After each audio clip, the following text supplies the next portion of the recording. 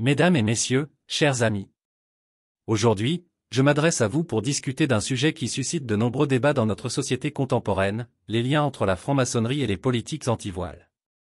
Pour aborder cette thématique, il est essentiel de comprendre d'abord ce qu'est la franc-maçonnerie, puis de réfléchir aux fondements des politiques qui visent à restreindre le port du voile dans l'espace public, et enfin d'analyser comment ces deux réalités peuvent interagir. La franc-maçonnerie est une organisation fraternelle qui prône des valeurs de liberté, d'égalité et de fraternité.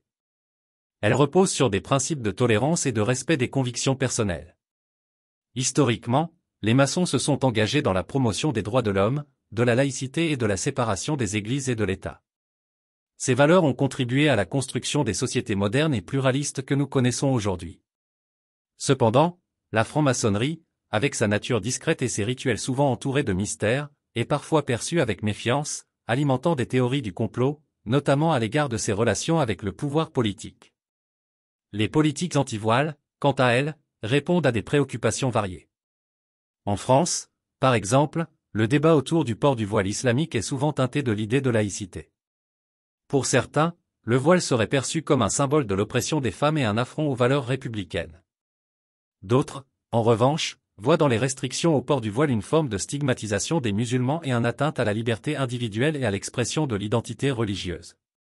Ce débat s'inscrit dans un contexte plus large de la lutte contre l'extrémisme religieux et des tensions croissantes entre les différentes communautés qui composent notre société.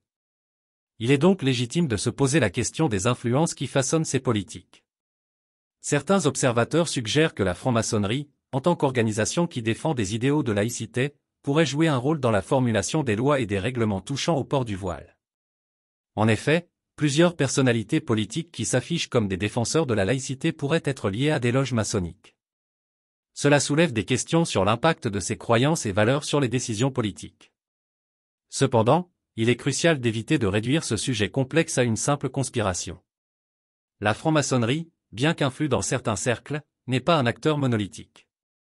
Elle regroupe des individus avec des opinions diverses et parfois contradictoires. Beaucoup de francs-maçons prônent la tolérance et l'ouverture d'esprit. Ainsi, il est erroné de penser qu'il existe une ligne directrice unique dictée par la franc-maçonnerie sur les questions de laïcité et de religion. De plus, il est essentiel de rappeler que les lois anti-voile ont souvent été produites dans un contexte de peur et de méfiance envers l'islam, alimenté par des attentats terroristes et une montée du populisme. Les politiques de séparation entre l'État et la religion, que la franc-maçonnerie soutient, peuvent également prendre des formes qui, sous prétexte de laïcité, en viennent à ostraciser certaines populations. Ce paradoxe constitue un réel défi moral et éthique pour tous ceux qui croient à la nécessité d'une société pluraliste. En conclusion, le lien entre la franc-maçonnerie et les politiques anti-voile est un sujet complexe qui mérite une analyse approfondie et nuancée. Plutôt que de s'enfermer dans des discours simplistes ou conspirationnistes, nous devons engager un dialogue ouvert et honnête concernant la laïcité, le respect des droits individuels, la diversité culturelle et le vivre ensemble. En tant que société, nous avons le devoir de trouver un équilibre entre la protection des valeurs laïques et la reconnaissance des droits de chaque individu à exprimer ses croyances. Il est temps de construire des ponts, non des murs, et de veiller à ce que la recherche d'une identité collective ne se fasse pas au détriment de l'identité particulière de chacun.